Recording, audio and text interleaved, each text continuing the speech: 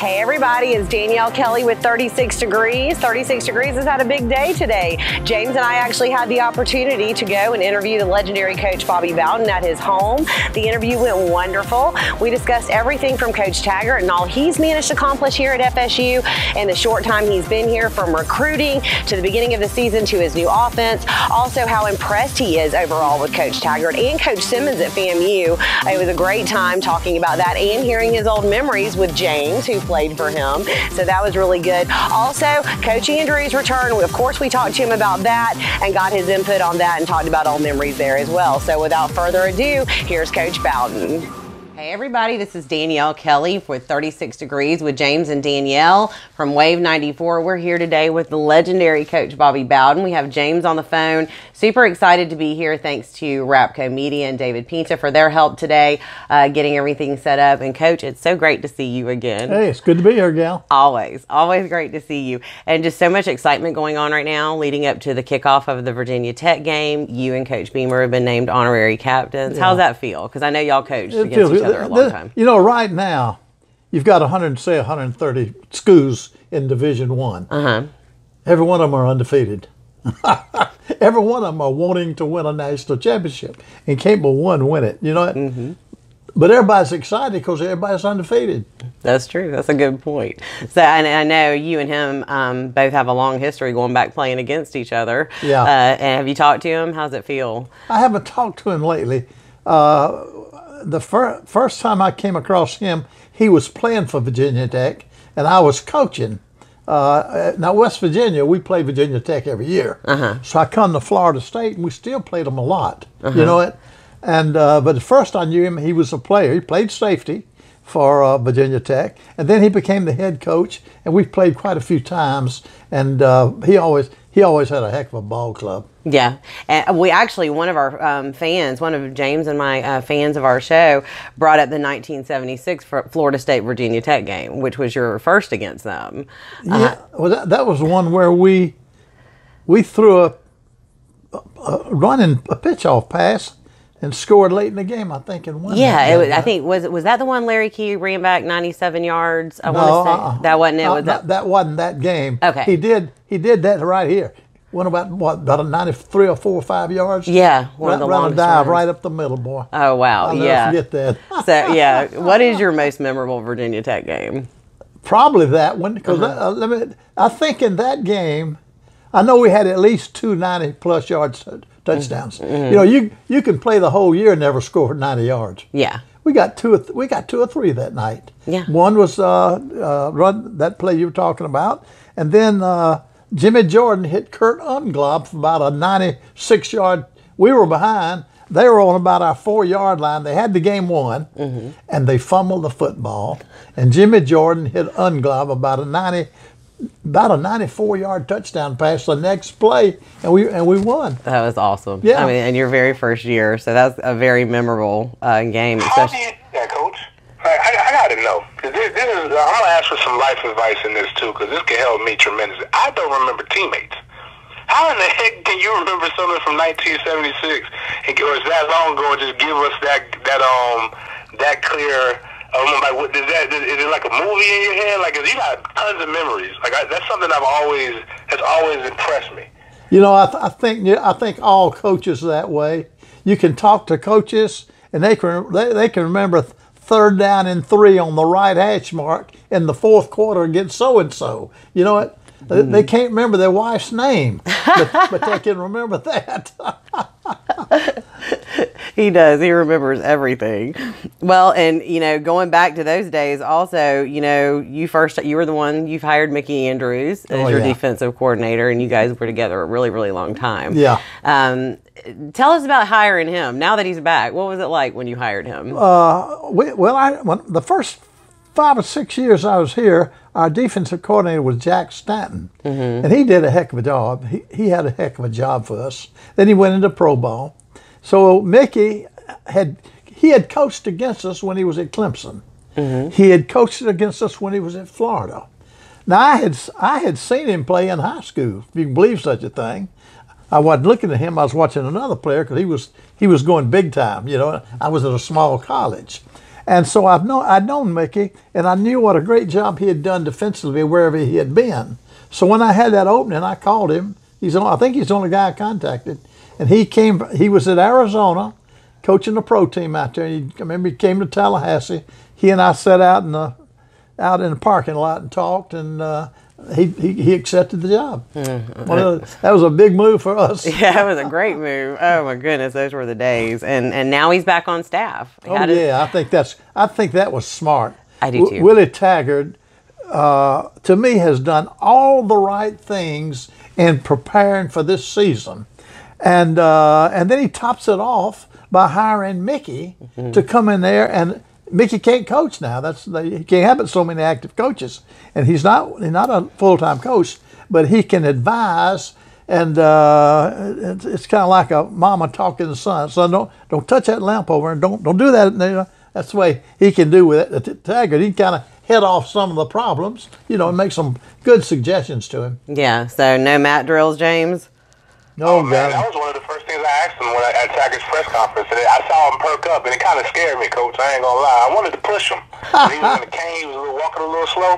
Yeah. Some of the things that I remembered doing mat drills, but I tell people all the time about Mickey Andrews' name, might be Greek for accountability. Yeah. That's what I always just remembered. I think with him being on that field and seeing him interact with the players, they're actually starved for it. I've heard a lot of people say millennials don't like being coached hard, but I can see Coach Andrews still going at it the same way. They just want to be held accountable. So I think that's one of the things that he's done a tremendous job of. You're exactly right. And I don't care how old Mickey is, he's going to always be that way. He was a very intense coach. Oh, he was intense. I found that out when I hired him. I didn't realize as much. When I hired him, we were practicing on the goal line. And I was over running the offense, and he over coaching defense. And we'd run plays, and he would smear us. So finally we ran a trap play, and it scored standing up. And I said, "Hey, Mickey, how'd you like that?" He gave me the worst look I ever had in my life. I never said, "Hey, Mickey," again. That famous look. We all know that. James, you know that look. Yeah, I remember in two-a-days one year, we whooped their behind in goal line. And he was so mad. Oh, yeah. That he, I thought the defense was doing a track meet, how much they ran. Oh, yeah. That practice. And it doesn't matter if you were going to get beat or if whatever, you're going to get beat Mickey Andrews' way. And if you don't do it his way, he's going to condition you, going to be in great shape, or you're going to not be there very long. Yeah, that's exactly right, boy. Those defensive players didn't want to lose that three-yard line and 1 yard drill, did they, James? No, not at all. Not at all. We had a lot of interesting discussions. Oh, yeah. After we would go through some of those drills. Oh, yeah. Well, and that's part of the beauty of this. James actually played for you. Yeah. And he's well known for that famous Miami touchdown that broke our, 6-game losing streak? I think so. I think you're right. Yeah. I think it did. I think we won a national championship that year. Was that the year we won a national championship? I wish. We finally beat Miami. We won the first conference where they split the conference up. Uh-huh. We played again. Played Virginia Tech in Jacksonville. For the ACC championship, and we went on to play Penn State. Joe Paterno, I believe, in the Orange Bowl. You're right. I remember that was later. That was later from my championship game. Yeah. Yeah. Joe Paterno was at Penn State, and we were two old men. I was probably about 75, and Joe was probably about 78 or 9. And we played 3 overtimes. That made a great game, Then we missed a field goal, and they kicked one and beat us. Those missed field goals, I swear. But, I remember you getting I'm going to get a kicker. I'm going to get somebody. Who did we get first? Was it Janikowski? Janikowski. Yes, that changed everything. First, we got the kid from Colorado, Bentley. Oh, yes, Scott Bentley. Yeah. He kicked the winning field goal for the national championship. Yeah, against And Nebraska. then we got Janikowski. boy, he won a lot of doggone games. Yeah, he did. He's one of the best I've ever seen. You were like, I remember how committed we were to kicking after those Miami games. I know that hurt. Oh, he was good. We were all upset. Well, and also going back to the mat drill talk and everything we're talking about, we now found out that FSU is going to get their standalone football facility. And they're going to announce it at a press conference. That's what Jim Henry at the Tallahassee Democrat said on September 2nd. Yeah. We're going to get a $60 million standalone football facility, 100 million total, so upgrades for other sports as well. Going back to talking about the days when you and Coach Bryant and y'all were doing it, you know, in 110-degree heat index. And well, you're exactly right. And this kind of weather kills you, boy. Because your kids, their bodies can't handle it so much. Yeah. You can't afford for a boy to die out there. And that's happened. Yes. As you know. And but we didn't have we did not have an indoor facility to work out in. Now somebody said, well, you don't have to have one. You do because of lightning. They have a rule that if lightning strikes within so many miles, you have to get off the field. I remember one game we played in Clemson, and we missed 4 days of practice before that game because we got driven inside and had to stay in there because of lightning. And then I think we lost the game in a very close ball game. And so now they have that. So if the weather's bad, go inside, you know. And I know Georgia just built one. Miami just built one. Of course, Alabama, Auburn, LSU, Tennessee, they always had one, you know. And now he's going to build a office complex, I think, just football, you know. Why? Because everybody else has got one, you know it. And so you have to keep up with them. Yeah, you do for recruiting. I know. And James, you were there before indoor practice facilities and stuff too, right? Oh yeah, and I remember like that lightning strikes that field. Oh yeah. It gets close. I've seen some. I actually seen Coach Bowden outrun I believe one time. One of the fastest players at the time when that lightning bolt hit. He's not playing. That's right. So, he was in that golf cart. I used to tell y'all if that lightning ever struck, you might see me. If it strikes twice, you don't see me. I'm gone. We'd run into the tunnel. I don't blame you at all. Well, yeah, and then we got the indoor practice facility now, and now we're going to have the standalone football facility, so it seems like everything's doing good. They're doing good. Doing good and coming together. They've done a real good job. Because I was looking, we haven't, this is the first coaching search since I've been alive. And a lot of our fans have been alive. So we've seen Florida, again, put it in perspective, and people always say I troll Florida. My son is 5 years old, and he's seen 3 coaches at Florida. So I know Florida fans and Miami fans, they got a lot of practice at understanding how to adjust and temper their enthusiasm or do things. But we haven't really had a search since you came from West Virginia. And then I go back and I'm reading some of these press clippings, and I'm reading about the energy, I'm reading about the fan base, and there's a lot of similarities between what I read then and what we're seeing now with Coach Taggart. Can you help some of our fans maybe kind of tie up the loose ends? What was it like when you first took the job? What was the fan base like then? And what's similar to now? What may be a little bit different? Well, when I came to Florida State in 1976, I had been a coach there 10 years before as an assistant. I go to West Virginia and coach 10 years. Then they hired me back at Florida State. And our first year we went 5-6. We had a losing year. Now the next 33 years we had winning years. You know it. And it was such a good. Coaching in Florida is an advantage. Why? Because there's so many players. You know it. In West Virginia, we'd be lucky if we got 2 or 3 kids a year out of West Virginia. There wasn't that many. You know, in Florida, there are hundreds of them. And so if you get your share, you're going to win. And I always felt like whoever gets the best player is going to win. You know what? And we were getting our share, and therefore we had a lot of great years. Yep. That's true. That's true. And Coach Taggart's done a great job at recruiting so far. Oh, he's done it. Yeah, he has done all the right things. You know what? And I feel sure he's going to be successful.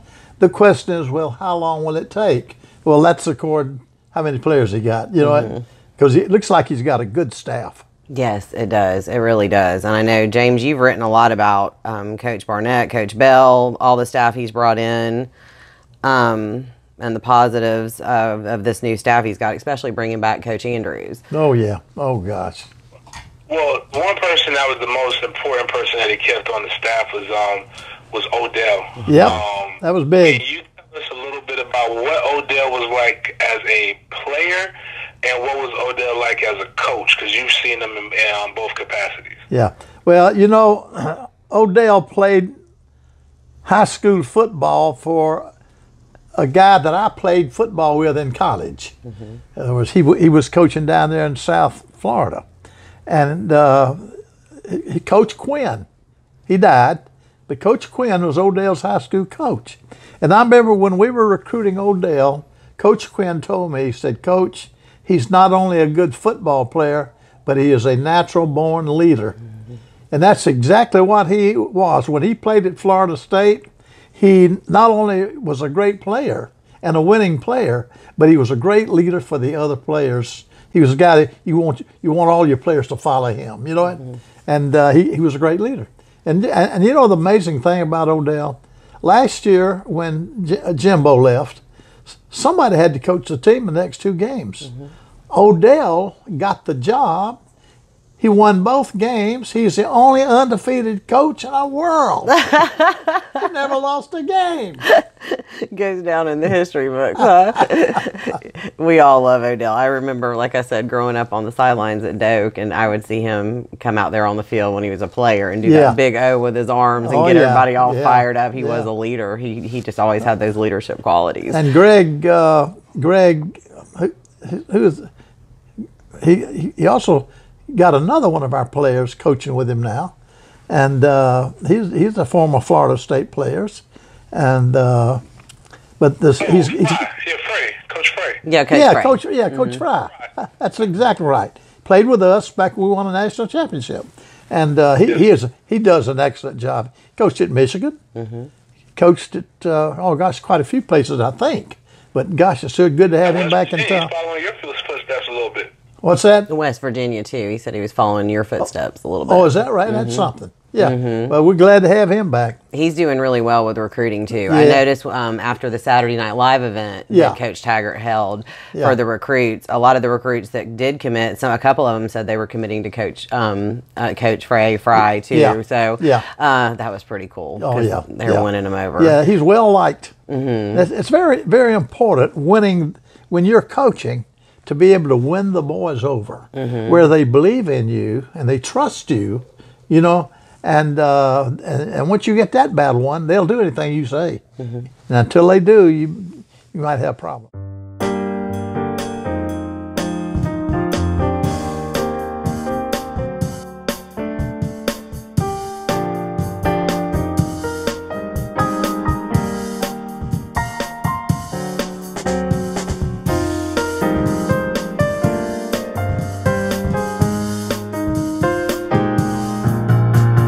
At RAPCO Media, we bring visions into view.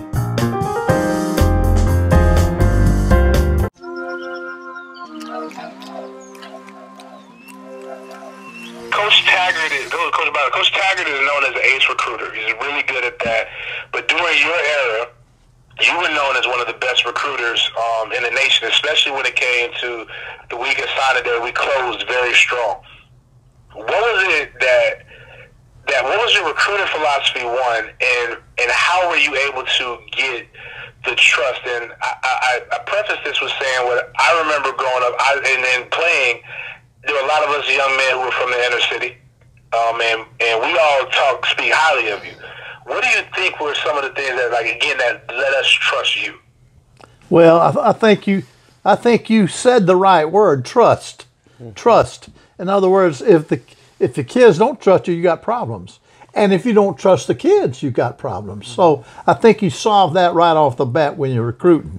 And I spent a lot of time with the family and selling them on the idea that I was going to try to be the father. I used to tell mothers, like I'd be sitting here on the couch with a mother and a player, and I was trying to recruit him. I said, now, Mama, when your son comes to Florida State, he ain't yours no more. He's mine. You know what? But I would try to tell her I'm going to try to do the things you want me to do. I used to take him to church. I used to take them to church. I'd take them to a black church, and then I'd take them to a white church, just so they knew that whatever they had back home, they can get right here in Tallahassee. You know what? And you know what? And mamas love that. I bet. I bet they did. And then you also said it was Miss Ann's banana pudding, right, James? Oh boy. Yeah. I mean, that was, like a lot of people, we talk about the honey fried chicken, but yeah. Did Miss Ann really make that banana pudding, or were y'all getting that catered? She had a friend that made it every time, and I hate to let the secret out, but she had a friend that made that banana pudding every Friday night. James, you're going to be trying to find that friend, ain't you? I know, James. I mean, my mama can make some banana pudding, but I ain't going to lie, that banana pudding was up there now. It was good. It was good. It was good enough to get a lot of recruits. James, she still makes it about every couple of weeks. She'll bring over a banana pudding, and I don't have to share it with any of y'all. Oh man. Another dynamic that I think really has came in, or Coach Taggart has come in and tied together is the dynamic going across the tracks to FAMU. What was the importance? And actually, it was a couple times. I think you had you obviously had Billy Joe that were during the '90s. Yeah. I'm trying to think who the other coaches. I know in '78 FAMU won a national championship, and something that ironically I don't think has ever happened before, where the same team has lost in lost in the same stadium twice. I believe we beat Miami that year, then a couple weeks later FAMU beat Miami. Yeah. But can you talk about like what the dynamic between FSU and FAMU from a football standpoint, and how that could be important to recruiting? Well, we had a great relationship with FAMU. Still do. We're close. You know what? You know, I look at the paper and I see where they're having racial problems over here, and we don't have that in Tallahassee. We don't have it. You know what? I think our folks love Florida A&M, and Florida A&M loves us, and we get along good. And I sure want to see them to be successful. They've got a new coach over there now, Coach Simmons, and he's doing the right things too. Yes, you know what? he is. And I sure hope they can win some ball games. And I was glad to see John Eason, who was on my staff for years, is now the athletic director at FAMU. And I knew John would do a good job. If they'll just listen to him now, he'll do a great job of leading that program. Yeah, they're doing it really well. At the Saturday Night Live event, we had the nation's #1 recruit in Tallahassee, Kayvon Thibodeau, and I saw that. He went to both, and he fell in love with FAMU. Yeah, fell in love with FAMU. That was wonderful. Well, the name of the game is recruiting. Now, James mentioned about Taggart being a good recruiter. Yes, he is a good recruiter, and he's going to be good. He'll continue to be good. Usually, when you take a job. When you take a job, it's just kind of always been this way. The first year you're there, you're not going to have a great year recruiting because you're new, you're late, and all the good ones, a lot of the good ones are gone, but he's done a dadgum good job coming in late like he has. But watch him next year. Watch him next year. You know what? Because there are plenty of players in the state of Florida, and if he gets his share. With that staff he's got, he's going to win some ball games. Yeah, I think, I don't even remember, James, wasn't our rank for the 2019 class, isn't it like already 7th or something like that? We were top 10. Right now, I think we're 11 or 12. As some other teams have kind of got some more commits, but I think when it's all said and done, we should probably be a top 10 class, probably top 5, depending on you get a Thibodeau and some guys like that. Yeah, that's an amazing job he's done. It really is. Amazing job.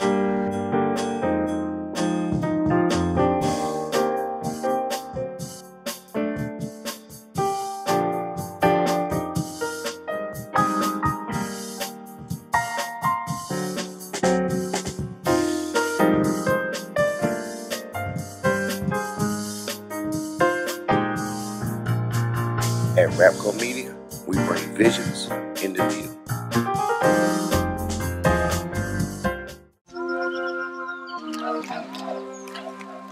I was talking with Charlie about some interesting things with his recruitment when he came into a Seminole event. And I was just wondering, are there any interesting recruiting stories that you can remember that you feel free to share about some famous Noles? Well, Charlie's recruitment went real smooth. Wayne McDuffie was the offensive line coach, and he recruited South Georgia. So he was after Charlie. And of course, the big question always was back then. Now it's not an issue, but back then it was. Well, Coach Bowden, will you play a black quarterback? Mm-hmm. I said, yeah, I coached 2 or 3 up at West Virginia. Yeah. Well, I mean, because that was there's some coaches that was a question. You know, now nowadays it's not nothing. Oh, yeah. And so anyway, but things went smoothly. I said, Charlie, yeah, you're going to be a quarterback at Florida State University. Now he could have played he could have played receiver, running back, or defensive back, but he was a quarterback, and he's one of the best this country ever had. That's the truth. Okay. Antoine Bowden was Antoine there with you? Yes, sir. That's one of the best competitors, best players I've ever played with. All right. When Antoine was in high school, he was Player of the Year, and he was great. So when we went down to recruit him, it was the same thing. Will you let my son play quarterback? Yes, I'll let your son play quarterback. I guarantee you he can play quarterback. Now, his daddy was asking me that. His daddy went to Georgia Tech, you know. So Antoine comes up here. He's going to be young. He's going to be another Charlie Ward at quarterback. He's probably 30 pounds bigger than Charlie. And so we go out, and first day of practice, and he plays at quarterback. And the next day he walks in my office, sits in front of my desk, and said, Coach, I want to move to receiver. I said, what? He said, I want to move to receiver. Mm-hmm. I said, have you talked to your daddy? I told your daddy you'd play quarterback. He said, I think he said yes. And so we moved him to receiver, so he became an All-American, a great receiver. Mm-hmm. Now, if you remember his last year that he played for us, we didn't have a quarterback going into the Sugar Bowl. We had to play Georgia. And so we had to move him back to quarterback. Now, he hadn't played quarterback in 3 years. You know what? And I remember against Georgia, he caught a touchdown pass because we worked him at receiver too. And he also threw a touchdown pass. You know what? Mm-hmm. And I was really looking forward to him coming back the next year. Because I said, this guy's going to win. He's going to be a Heisman quarterback. Mm-hmm. You know? But he decided to go into pro ball, make a lot of money. Yeah. Yeah. Can't blame him for that. No, you can't. It's actually, talking about that, so like, I remember coming through, and there's been some things that they consider scandals and stuff that with today's stuff pale in comparison to what happened with that. Yeah. But how were you able to deal with discipline issues with an integrity that a lot of coaches aren't? And I'll bring this up, and you can also tell us about how great a player he was, but apparently there was a class with Randy Moss, Lavernius Coles, Peter Ward, Snoop Menace, and Ron Dugans in there. Yeah. Like, so what went through your mind? 'Cause I know we've had some guys, and I don't want anything bad. I just want to know, like, you obviously, he got in trouble and you released him, and then there was guys like Fred Rouse and some other guys that have gone through their incredible talents that you had to make tough decisions that we see other coaches don't necessarily make. Randy Moss is probably one of the best athletes I've ever seen. I would put him up there with Deion Sanders. He was taller. He was about 6'5", mm-hmm. But he could fly, and was quick as a cat, and a great receiver. You know what? We tried to recruit him in high school. He's from West Virginia, where I had coached, but no, he was going to Notre Dame. He was going to Notre Dame. So he signs with Notre Dame, and then he gets a little problem, and Notre Dame won't take him. Lou Holtz was the coach at Notre Dame. He called me. He said, Bobby, we're going to have to let him go. If you want him, I'll try to talk him into coming to Florida State. And he did. So he came to Florida State. Our president did not want us to take him because he had gotten into a little trouble. Not bad, but a little trouble, a little fight, you know. And the president said, well, you can take him if you'll redshirt him his first year. Man, he don't need a red shirt. He's about ready for pro ball right now. Mm-hmm. You know, he don't need a red shirt. So anyway, I had to ask him, son, we'll give you a scholarship, but if you'll redshirt, well, he agreed to do that. And he came down here and he went through spring training and did a great job. Gosh, we had Peter Warwick. We had 4 or 5 great that went in the first round later on. Yes, you know, and had a good spring training for us, and everything was fine. And then in the summer, he went home, got back with some of his old buddies, and got in some trouble again. And I had told him, I said, you got 2 strikes against you now. You can't do anything out of line. And he did it, and I said, let him go. You know, he even offered to pay his way. He said, if I pay my way back, will you let me come back? I said, no, I can't do it because I told you couldn't get in trouble. And so anyway, he was a great one. He was a great one. And then you know, yeah, it's sad when you see a kid with great ability. Now his career ended up okay, but then we were talking about the Rouse kid that I'm not sure what happened to him, but he had some great talent too, but we were unfortunate. Yeah. And I remember that 2-strike rule that you had. You adhered to that with everybody. Yeah. And we respected that. I mean, we really did as a fan base. And okay, James, I'm sorry. No, I just got one more thing. So we obviously have this big game coming up on Labor Day that you're a captain, that you're honorary captain of. Yeah. You've also been able to coach some big time games on Labor Day against, you know, with big implications, conference implications, rivalry implications. What were some of your thoughts going into the game, and what would be some things that the fans, to give the fans some perspective about how off season goes and how you actually get ready for one of the biggest to play football on the biggest stage? Well, you know, one of the advantages of opening up with somebody like Virginia Tech, you find out immediately what you got. You know, you can go out there and play a patsy and beat them, and you still don't know what you got, you know.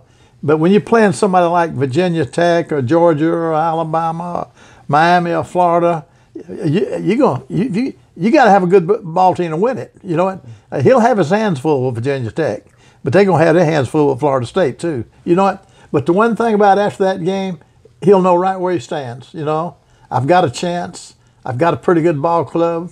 I'm lacking here or I'm lacking there. You'll find out about your team by playing somebody like that. That's why I never did mind opening up with a pretty good ball club, you know. Yeah. And we usually opened up with some pretty tough folks. You did. You really did. Back in the day. I remember. What was it? Was it the year? I'm trying to remember. Was it the year Winky got hurt and we played what we opened with? Oh, yeah. Was it like Clemson? And I can't remember. Yeah, we played in a bowl game that year without him. Tennessee beat us. Yeah. And we couldn't get, we had a great best receiver in the country. We couldn't get the ball to him. You know? And but Chris had an operation on his neck, and next year won the Heisman Trophy. Yeah, I mean, he came back big. Yeah, he did big. That's the only question I really have left is, we know Jimbo had a pro-style offense, and Coach Taggart has the Gulf Coast offense, which is more of a spread with a run-pass option, a little different for our guys than what they've been dealing with. Yeah. But it also feels a little bit more Florida State because of the way you did things. It sounds like it's wide open. Yeah. It is wide open football. He's going to take those little wide receivers he's got and stick one way over here by himself, stick one way over here by himself, and they try to go out there with one guy and cover him. They can't do it. They better take 2 out there. Well, if they do, he'll run the doggone ball. Exactly. You know? So he's got a good method, and but again, does he have the players to do it with? You say, well, yeah, he's got this receiver, he's got this runner. Yeah, but does he have the offensive line? Does he have the linebackers? Does he have everything? You know, does he have a punter and a kicker? I remember when we won the national championship in '99. We started off a season ranked #1. We were #1 every week. We won the national championship. We're the only team that ever went from first day to the last day still #1. And I remember before the season started, I made a statement, we've got it all. We've got a great kicker, Janikowski. We've got an excellent punter. We got defense. We got offense. We got depth. And we did have it all. And we won all of our ball games. You know what? Yep. And that's what Taggart's building to. Yeah, I think so. Yeah. And fans will need to remember this year that sometimes that, takes patience to get there. All right, Coach, we're so thankful for you. This is such an exciting time, not only because of everything Coach Taggart said. It's good to talk to you. The most important thing he's done is bringing you back into the program like he has. That is so key to us. Well, I'm looking forward to that first ball game. We love it. I wish them all the luck in the world. Thanks, everybody, for tuning in and watching the interview. We had a great time doing it. It was awesome to get to talk to Coach Bowden, as always, and hear his insight and his memories. Special thanks to RAPCO Media for all their help today. They are always bringing visions into view. Thanks, everybody. Go Noles!